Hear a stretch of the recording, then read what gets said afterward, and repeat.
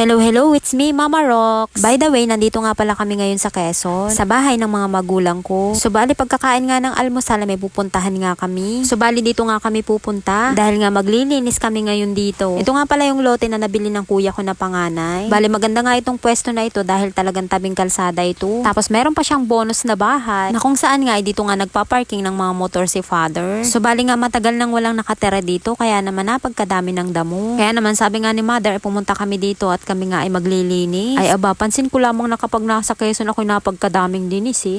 Ito nga palang lote na ito ay napagkalapit lamang sa aming bahay. Tapos ang kagandahan pa dito, bukod sa malapit sa aming bahay, ay ito nga ay tabing kalsada na kung saan ay pwede ka nga dito magsari-sari store o kung ano man nga gustuhin mong negosyo. At ito na nga, inumpisahan na nga namin ni mother na maglinis. Habang yung isang bata nga ay nakaupo-upo lamang sa isang tabi. Ay kasarap naman ang buhay. At dahil nga masyado ng madamo, kaya naman hindi pa nga namin nakikita ang aming nililinis. Kaya naman nagwalis-walis na nga lang muna ako. Habang itong si mother ay hindi nga rin alam kung ano ang gagawin. Nagrereklamo pa na kesyo yung itak daw niya ang problema. Dahil nga mapurol daw at hindi nga daw tumatalab. Habang ako ay tuloy lamang sa pagwawalis. At habang nagwawalis nga ako ay nakahanap na nga si mother ng kanyang gagawin. At ang naisipan niya nga gawin ay itapon nga itong mga palapa doon. Dahil nga natambak na nga ang palapa dito. Sa totoo lang kapag napakarami talagang basura, hindi mo na alam talaga kung anong uunahin mo. Kaya naman habang busy nga doon si mother ay tinapos ko nga muna yung aking pagwawalis. Pagkatapos ko nga magwalis ay ako naman ang tumulong sa kanya dito. Iniitsa ko na nga lang sa kanya doon para siya na lamang ang magtapon. O diba, mindset ba? Mindset. Pero wag ka dahil talaga nakakapagod eh. Pero dahil nga magkatulong kami ni mother at habang gumagawa nga ay nagchichismisan kami, ay hindi na nga namin namamalayan na nauubos na din pala yung palapa.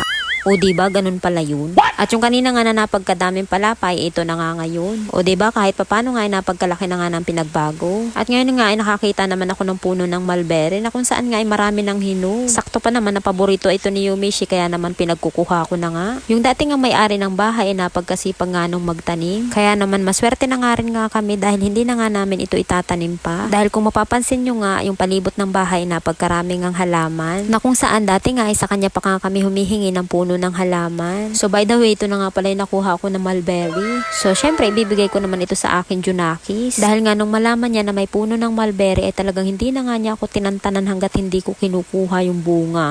So ito na nga, pagkabigay ko, wala pang ang hugas-hugas ay talaga namang kinain na. O ay di bali na nga dahil lamantian din yan.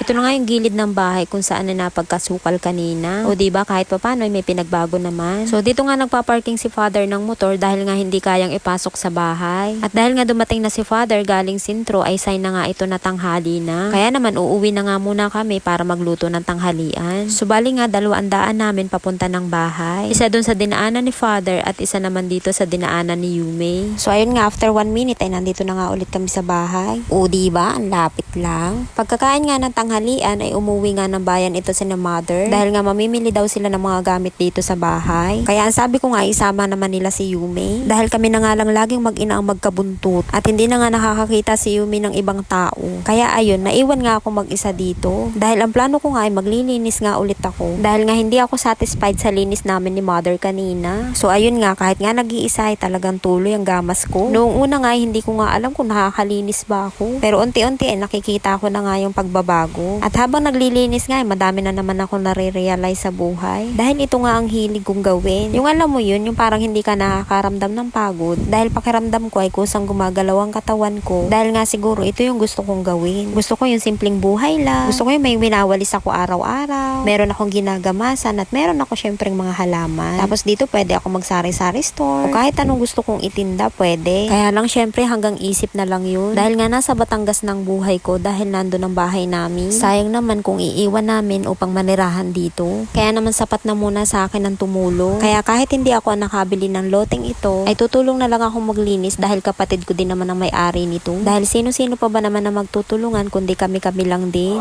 So bali dumating na nga pala si na mother galing sa bayan. At dahil dumating na nga sila ay uuwi na nga rin kami. Pero bago nga yun ay papakita ko muna sa inyo kung ano na nga ang itsura ngayon. So bali ito nga yung part na maraming palapa kanina. Mainit nga sa part na iyan kaya naman hindi ko pa nga magamasa dahil sayang naman ang pagkukujik ko. So bali kukunin nga lang ni father yung pinamili niya sa kanyang motor dahil nga uuwi na rin kami. At nakakatuwa nga itong anak ko dahil sunod na sunod nga sa kanyang dada. Naku ay kung hindi nyo nga po natatanong ay talagang habol nga yan kay dada. Dahil ang unang salita ni Yume nung bata pa ay dada. At ayun na naman nga, tuyag na naman sa paglalakad ang magdada na yan. O siya, hanggang dito na lang po muna. Kung nakarating ka nga po dito ay marami pong salamat. Bye!